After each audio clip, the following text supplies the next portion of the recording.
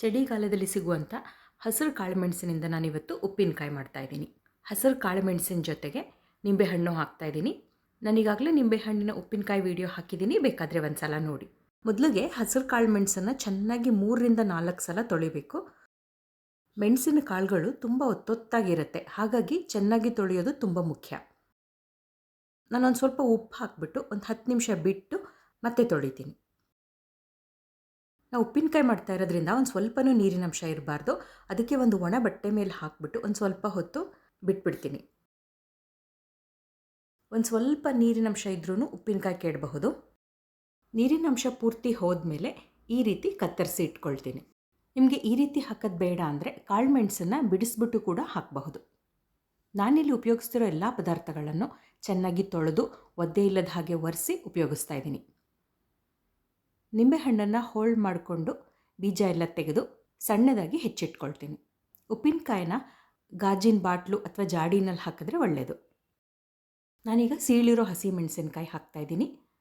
ನಾನು ತೊಗೊಂಡಿರೋ ಮೆಣಸಿನ್ಕಾಯಿ ಅಷ್ಟೇನು ಖಾರ ಇಲ್ಲ. ಆಮೇಲೆ ಹಸಿರು ಕಾಳುಮೆಣಸು ಹಾಕ್ತಾಯಿದ್ದೀನಿ. ನಾನು ಇತ್ತೀಚೆಗಷ್ಟೇ ನಿಂಬೆಹಣ್ಣಿನ ಉಪ್ಪಿನಕಾಯಿ ಹಾಕಿದ್ದೀನಿ, ಹಾಗಾಗಿ ನಾನಿವಾಗ ವಿಡಿಯೋಗೋಸ್ಕರ ಸ್ವಲ್ಪ ಪ್ರಮಾಣದಲ್ಲಿ ಮಾಡಿ ತೋರಿಸ್ತಾ ಇದ್ದೀನಿ.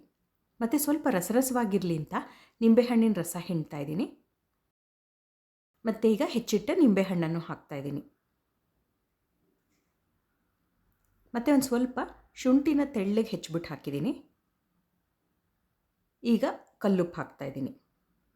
ಚೆನ್ನಾಗಿ ಕಲಸಿಬಿಟ್ಟಿಟ್ಟು ಒಂದು 10ರಿಂದ 15 ದಿನ ಎಲ್ಲ ಪದಾರ್ಥಗಳನ್ನು ಚೆನ್ನಾಗಿ ಕಳಿಯಕ್ಕೆ ಬಿಡಬೇಕು.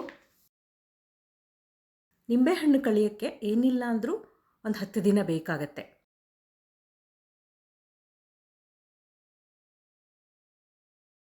ನಾನೀಗ ಮೆಂತ್ಯ ಮತ್ತು ಸಾಸಿವೆ ಎರಡನ್ನೂ ಹಾಕ್ಬಿಟ್ಟು ಬಣ್ಣ ಬದಲಾಗೋವರೆಗೂ ಹುರಿದಿಟ್ಕೊಂಡಿದ್ದೀನಿ.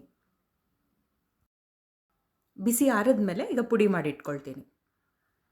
ನೋಡಿ, ಈಗ 10ರಿಂದ 12 ದಿನ ಆಗಿದೆ. ನಿಂಬೆಹಣ್ಣು ಕಾಳುಮೆಣಸು ಎಲ್ಲ ಹದವಾಗಿ ಕಳುತ್ತಿದೆ. ಇದಕ್ಕೆ ಖಾರ ಎಷ್ಟು ಬೇಕು ನೋಡಿಕೊಂಡು ಅಚ್ಚಖಾರದ ಪುಡಿ ಹಾಕ್ತಾಯಿದ್ದೀನಿ.